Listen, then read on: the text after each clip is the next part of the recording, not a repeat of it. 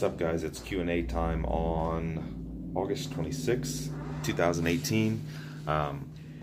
Tried to do a training-related Q&A this week, and it kind of went off the rails, so there are some non-training related questions in here, which is okay. I'll go ahead and try to get all of them if possible. So let's see what we have. All right. Strategies and thoughts around diet and training for a soon-to-be broke college student. How do you manage it, and what have you had clients do in the past and present? Well, obviously, everyone's budget is going to be quite a bit different, whether you're a broke college student or broke adult or just anyone.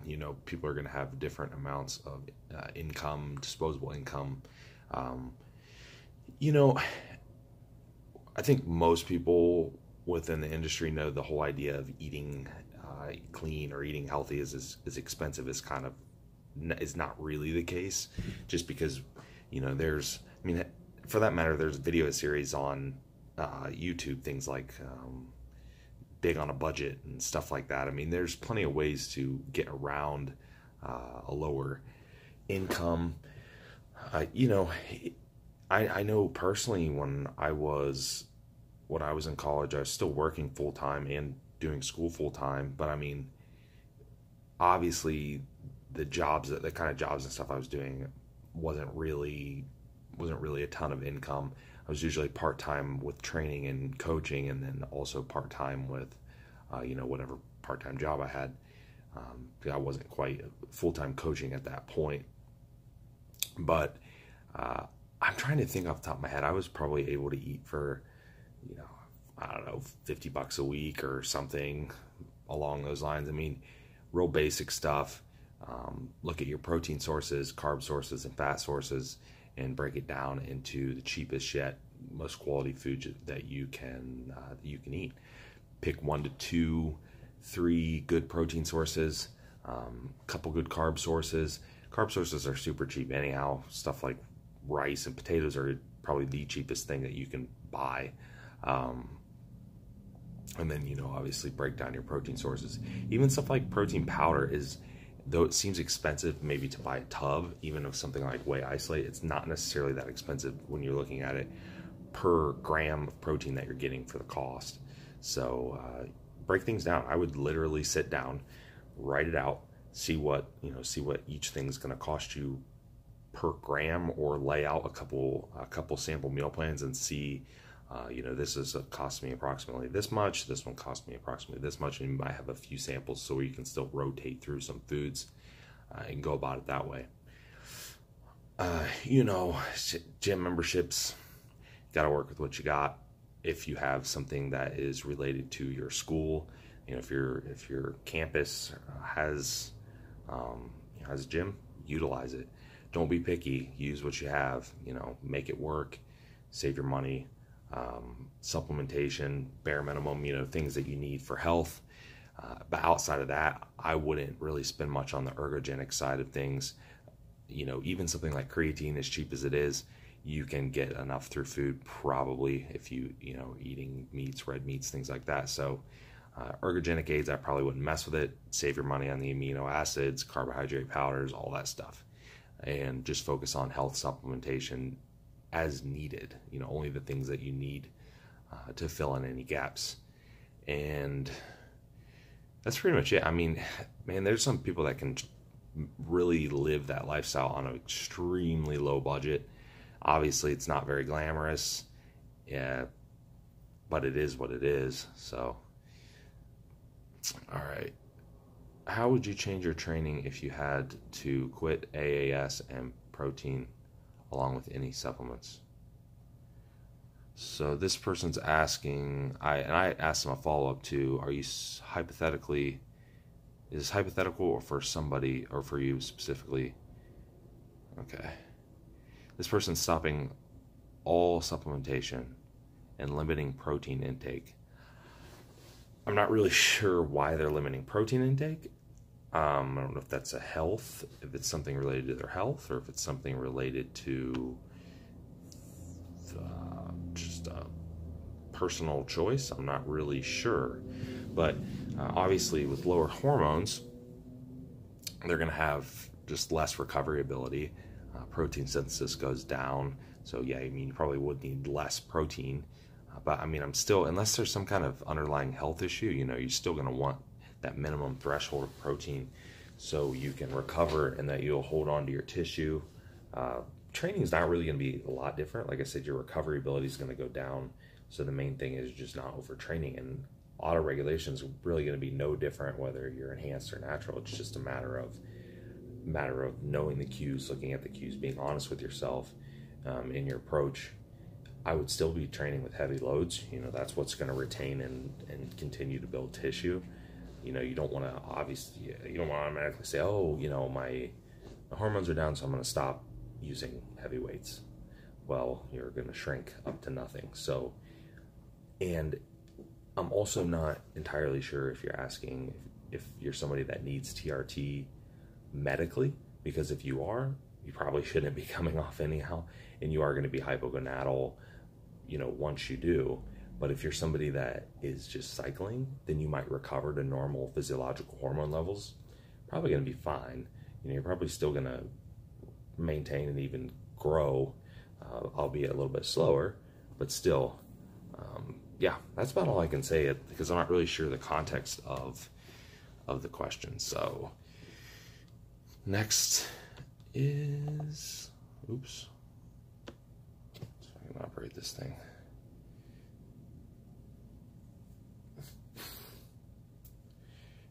Training with intermittent fasting.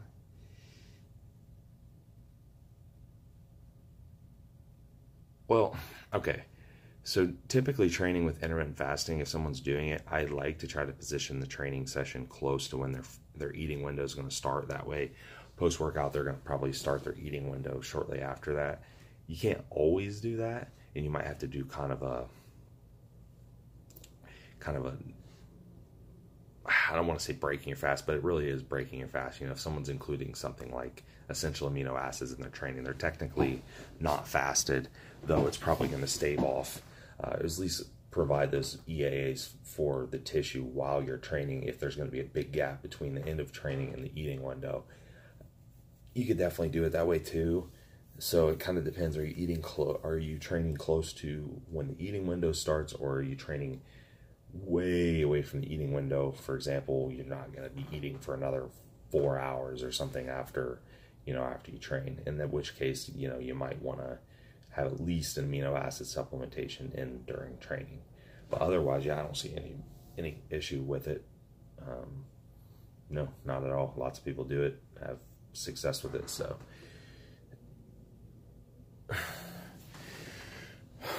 are there any studies on training with muscle stim devices? If there are, is there any benefit or any reason to implement it in a program? Okay, so muscle stim, like TENS unit, is a lot of the literature you're going to find out it's going to be rehabilitative stuff, typically to help with just activation of the tissue, blood flow, things along those lines. Somebody that has atrophy from like surgery, for example, the tissue doesn't fire very well. So like in a physical therapy setting, they'll use the TENS unit or the stim unit and help the muscle fire. But in a normal person that has good muscle activation and good neural connection, you know, mind-muscle connection between the tissue, I don't see a lot of benefit in it. I know there is some literature on it. I've not looked into it extensively, but it seems to be kind of mixed. I've seen a couple just anecdotes of people trying it, and it seems like it's more of an annoyance than anything, just because you have the pulsing. But obviously a lot of the units you can actually change the patterns on there. So if somebody has issues with activating a certain muscle, let's say their lats don't fire very well, I could potentially see maybe putting a static, like using the EMS for like a static setting. That's basically just like a buzz that's going to help contract the muscle while they're training it. I could see that. Probably not going to want like the pulsatile thing or or like some funky, you know, pattern. It's probably going to be more of a distraction than anything. and really throw off your mind-muscle connection. But in that case, for activation, yeah, I could potentially see using it. For someone that has good activation, I really see it as more of an annoyance and inconvenience than anything. So that's kind of my take on it. There is mixed. You can kind of take that for what it's worth. There's some mixed literature and anecdotes on it. There is information on it out there.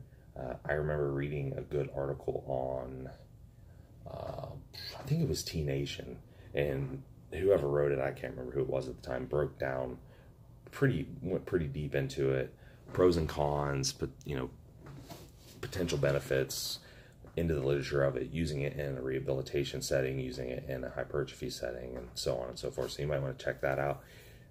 But again, I don't really think that it's probably that useful for someone that has a normal neural connection with their muscle and is able to activate the tissue properly. Now, for recovery, maybe so. And there's actually somebody, I think that was asked on here, so I'll answer that at the end. Oh, excuse me. And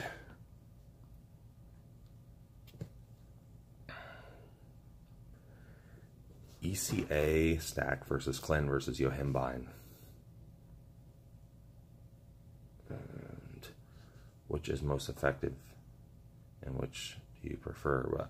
Well, first off, the ECA, or ephedrine, caffeine, aspirin, and clenbuterol, are acting on the same receptors. Clen may branch out to an additional receptor, but it's beta receptors essentially is what you're looking at, whereas Yohimbine is acting on alpha receptors. So in reality, it's probably going to be best to combine the two, an alpha and beta receptor, just so you're acting on both components. Now, how you combine it is totally up to you. Some people will do ECA or EC. The A is not really necessary. The aspirin's worthless, in my opinion.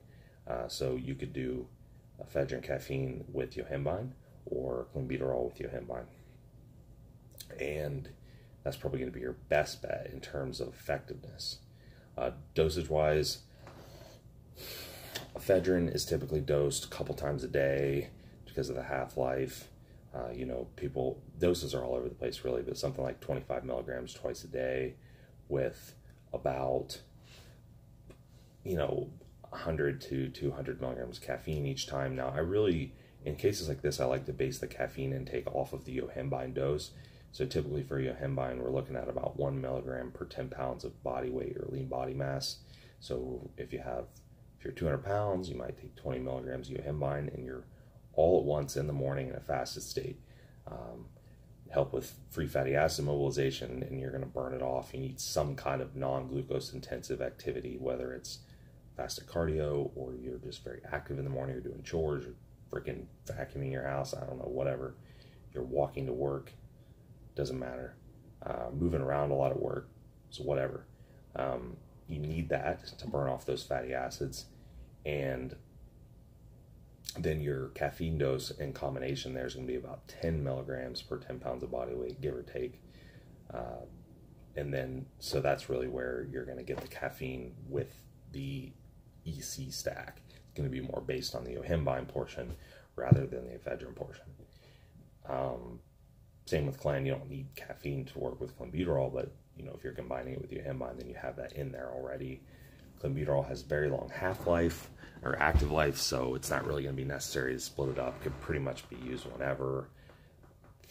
Probably going to be, maybe best off in the morning, so it's starting to taper by nighttime, won't affect sleep. Doses are all over the place. I mean, people start at 20, 40, 60, 80, go 100, 120. Some people go higher. Typically, the idea of cycling it doesn't really lose effectiveness. So usually maybe a more moderate dose for longer duration is probably going to be a bit better, rather than blasting 160 mcgs for 6 weeks and or 2 weeks and taking a week off. Static dose over longer duration, more moderate dose. And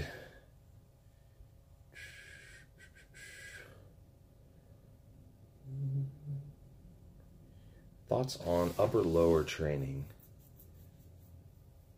Lower volume, higher frequency. So I'm assuming they mean, I'm not sure if they mean lower total volume of the week or lower volume per muscle group in the training session. Probably what they mean, because if you're doing your whole upper body, then obviously, you have buys, tries, pecs, delts, back, all that stuff. So it's not going to be a ton of volume per muscle group, but you could still spread your total volume throughout the week. And that's really, that's really the big thing. That's what I talk about. Anytime we get a volume type question, frequency is just more based on recovery for most people. There might be some benefit in higher frequency according to some of the literature, but again, it really comes down to what frequency do you recover best on. If you need to do X number of sets for back over the week, split it up however you want. If you want to do upper lower for 4 training sessions total in a week, disperse that out. That's totally up to you at that point.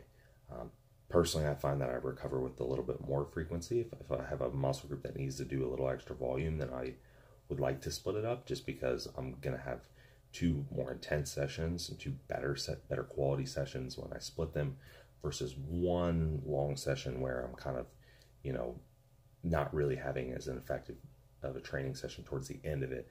So that's how I like to do it.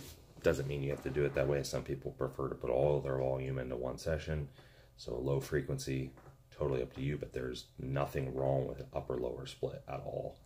Especially if you don't have any muscle groups that are necessarily lacking a lot over the others, and you just want to spread volume, you're spreading out everything, giving everything equal attention throughout the week. Upper lower is perfectly fine. I mean, I have people that do upper lower splits. I have people that do push pull leg splits. I have people that do back 3 times a week and everything else once, and arms 4 times a week, or chest, whatever. It's really relevant to what you need to work on. But no, there's nothing wrong with it.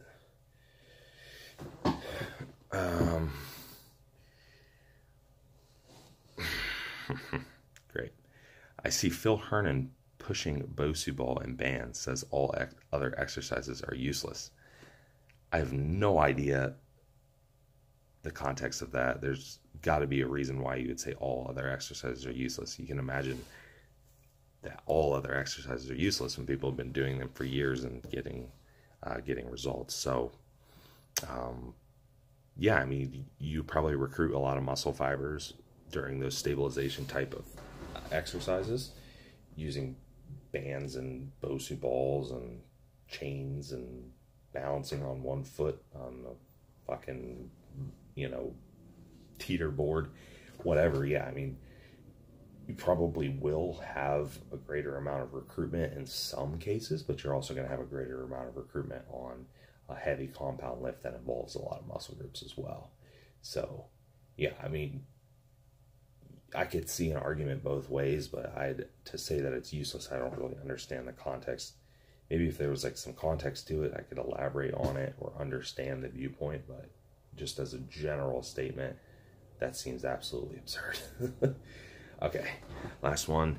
Personal TENS machine anecdote. So TENS unit, stim unit, whatever you want to call it. If there is a difference between the two for you physical therapists out there, I do apologize, but I'm pretty sure it's the same thing. I do have one, and I do use it, especially when recovery is kind of down, contest prep situations, things like that. I like it. I think it helps with blood flow. Obviously, everything that helps with blood flow, increased circulation, is probably going to help reduce inflammation and speed up recovery. Things along those lines. They're not really expensive. You can get them on Amazon. Just get, they have little pads, stick the pads on, pick the pattern you want. Yeah, I think especially for the price, I don't see anything wrong with it. Especially if you have muscle groups that tend to get tight, maybe you sit a lot, like what I do, and you want to put it on an area that gets tight. I think that that's a great idea. It seems to help me. It seems to keep things looser, just because the increased circulation, like I said, and keeping the area, I don't know the word for it, it's flexible. It's activating the area, like I said, blood flow, circulation. So, yeah, I don't see anything wrong with it. I think they do work well. There's a ton of literature behind it. Like I said, especially in rehabilitation settings, post-surgery settings, stuff like that. It's where a lot of it's going to be. But I mean, tons of people use it for recovery. I've used it. It works. It helps. It's cheap. I see absolutely nothing wrong with it. It's easy to use. Clip it on your side, put it in your pocket, put the pads on, let it go. As far as timing and stuff, I think that most of what I understand is going to be in the 20-minute range. You don't want to necessarily sit there and just leave it on for hours and hours at a time. 20 minutes on a muscle group, rest, repeat if you need to, or rotate muscle groups at that point. So, and that is it. Brings us up in about 20 minutes. Got all the questions in, so I will talk to you guys next week.